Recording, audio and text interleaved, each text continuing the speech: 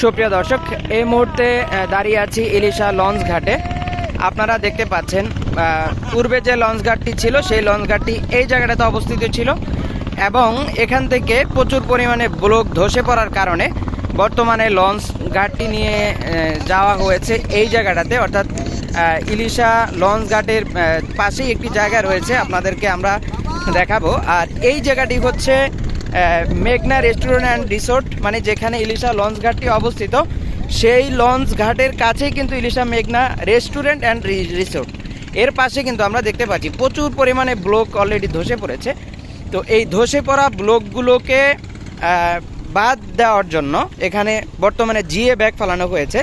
তো আপনারা যারা এই ইলিশা লঞ্চ ঘাটে আসতে চান, অর্থাৎ দেখতে আসতে চান, তারা কিন্তু আসতে পারেন। এবং এই জিএ ব্যাগগুলো এমন সুন্দরভাবে স্থাপন করা হয়েছে, এখান থেকে খুব স্বাচ্ছন্দ্য বোধে আপনি চাইলে গোসলও করতে পারবেন। এখানকার পরিবেশটা অত্যন্ত সুন্দর। আমরা আপনাদেরকে লঞ্চ ঘাটটিও দেখান।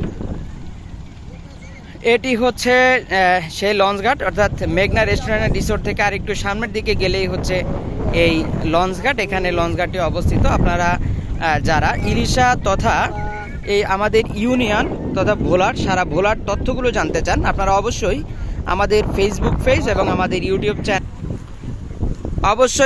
ইউটিউব চ্যানেল এবং ফেসবুক পেজ ফলো সাবস্ক্রাইব করে আমাদের সঙ্গে কন্টিনিউ করবেন।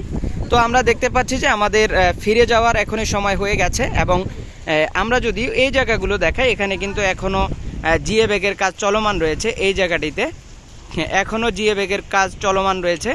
তো আমরা কিছুক্ষণের মধ্যেই আমাদের জায়গা ত্যাগ করতে হবে। তো আমরা এই মুহূর্তে আপনাদেরকে আমাদের চ্যানেলের পক্ষ থেকে অভিনন্দন জানিয়ে আজকের ভিডিও আমরা এ পর্যন্ত শেষ করছি। সর্বশেষ আপনাদেরকে মেঘনা রেস্টুরেন্ট অ্যান্ড রিসোর্টের পার্শ্ববর্তী যে জায়গাগুলো সেগুলো আপনাদেরকে একদম শুরু থেকে শেষ পর্যন্ত দেখিয়ে দিচ্ছি। এটি হচ্ছে আপনাদের সেই লঞ্চ ঘাট। তো আমরা এই লঞ্চ ঘাটটিকে দেখতে পাচ্ছি। এই লঞ্চ ঘাটটি হচ্ছে আপনাদের কার্যক্রমের অংশ। এ পর্যন্তই। আল্লাহ হাফেজ।